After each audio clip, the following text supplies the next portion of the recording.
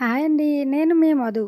అసలిక్కడ ఎందుకు ఇంతమంది జనాలున్నారో, ఇక్కడ ఏం చేస్తున్నారో మీకు తెలుసా? ఈరోజు కార్తీక మాసం చివరి రోజు అమావాస్యతో కూడిన ఆదివారం రోజున ఇక్కడ కాలభైరవ స్వామికి పంచామృతాలతో అభిషేకాలు నిర్వహించి, భైరవ హోమాన్ని కూడా నిర్వహించారు. గ్రహదోష బాధలు నివారించడానికి, ఆర్థిక ఇబ్బందులు తొలగిపోవాలని, ఆరోగ్య సమస్యలు కుదుటపడాలి అని భైరవ స్వామిని అమావాస్య రోజు ఆరాధిస్తారు. భైరవ స్వామికి కూష్మాండ దీపాన్ని అనగా బూడిద గుమ్మడికాయలో నువ్వుల నూనె పోసి ఆ స్వామివారి ఆలయంలో దీపాన్ని వెలిగిస్తారు.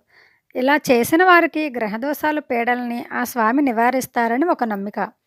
కాశీపట్టణంలో సంరక్షకునిగా ఈ కాలభైరవ స్వామిని సాక్షాత్ ఆ పరమేశ్వరుడే పట్టాభిషిక్తుడిని చేశారు.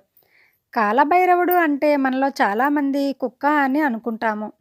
కానీ కాలభైరవుడు అంటే ఎటువంటి రూపాన్ని చూస్తే మనం భయంతో పరుగులు పెడుతుంటామో అటువంటి రూపాన్ని కలిగిన వాడిని కాలభైరవుడు అని అంటారు.